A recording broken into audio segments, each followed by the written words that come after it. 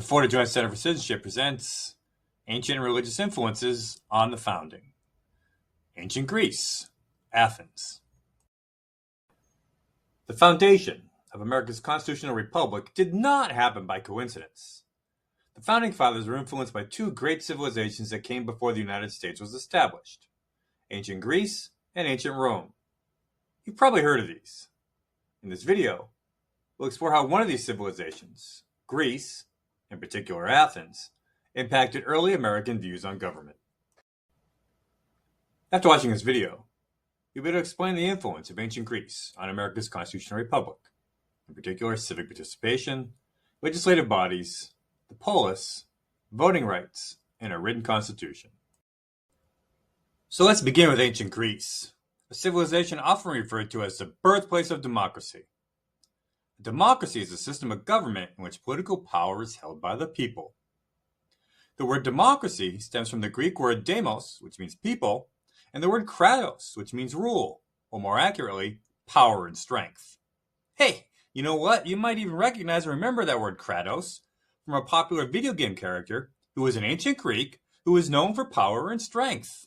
Now you can connect this power or rule of the people to our own we the people.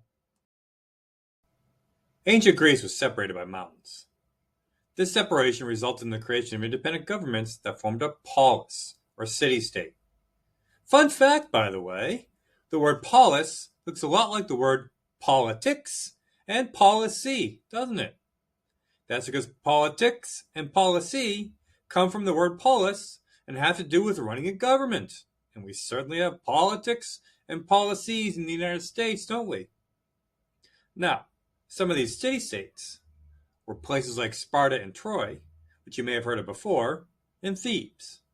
But for the Founding Fathers, the most influential was the city-state, or polis, of Athens.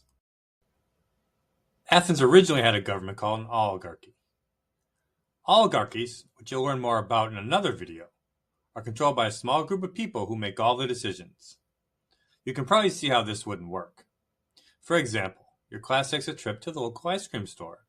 When you arrive, your teacher selects 3 students to pick an ice cream flavor for the entire class without asking your opinion.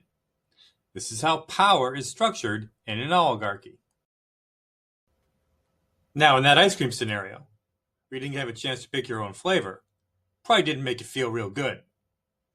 Now, that's probably how the citizens of Athens felt about not having a voice in the decisions being made. Eventually, Athens transitioned from an oligarchy to a direct democracy.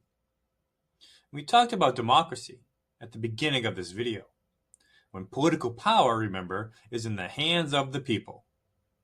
This can take the form of a direct democracy, where every person has the power to be involved in every governmental decision, or an indirect or representative democracy, where people have the power to choose elected officials to represent their interests, like in our system. For ancient Athenians, this was much better than having little to no voice, like they did in an oligarchy. One of the key decisions when establishing a democracy is determining how strong the government will be. In most democracies, a constitution, or a written set of laws, determine the structure, powers, and duties of government. Athens had a written constitution called the Athenian Politia. Now, doesn't that word politia look a bit like polis and politics? A similar model would be used by the Founding Fathers when establishing the government of the United States and creating our U.S. Constitution. In Athens, the power of the government was separated into 3 groups that governed society: the Assembly, the Council of 500, and the courts. The Assembly was the legislative body, much like our Congress, whose task was to make laws. The Council of 500 was the executive body, whose task was to oversee the daily running of government. And the courts were the judicial body concerned with issues of justice. Civic participation was also important for all citizens in Athens, as it is in the United States. In fact, citizens were required to participate in government, including by serving on juries. Juries, which are an important part of our own justice system that you'll learn about later, are a group of people who listen to the facts in a court case and make a decision about guilt or innocence. All citizens in Athens had the right to vote, just like the United States today. However, it's important to remember that in ancient Athens, citizens only meant people who were men, over the age of 18, who had 2 Athenian parents and had completed their military service. This meant that only about 20% of the population of Athens were actually citizens who could participate in their direct democracy. One example of voting was ostracism. Ostracism was a form of voting used to get rid of people who were becoming too powerful in Athens. Voters would drop pieces of pottery with a name on it into a pot, and whoever had the most votes had to leave Athens for 10 years. This wasn't an election you would want to win.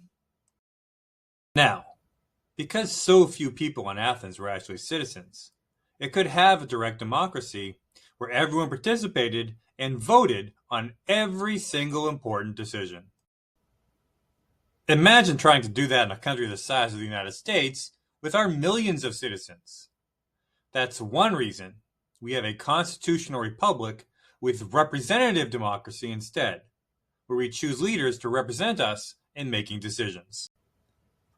Now be sure to watch the next video in this module to learn about how ancient Rome influenced the development of our nation. Thanks for watching. This video is produced by Florida Joint Center for Citizenship at the Lou Frye Institute's staff. Have a great day.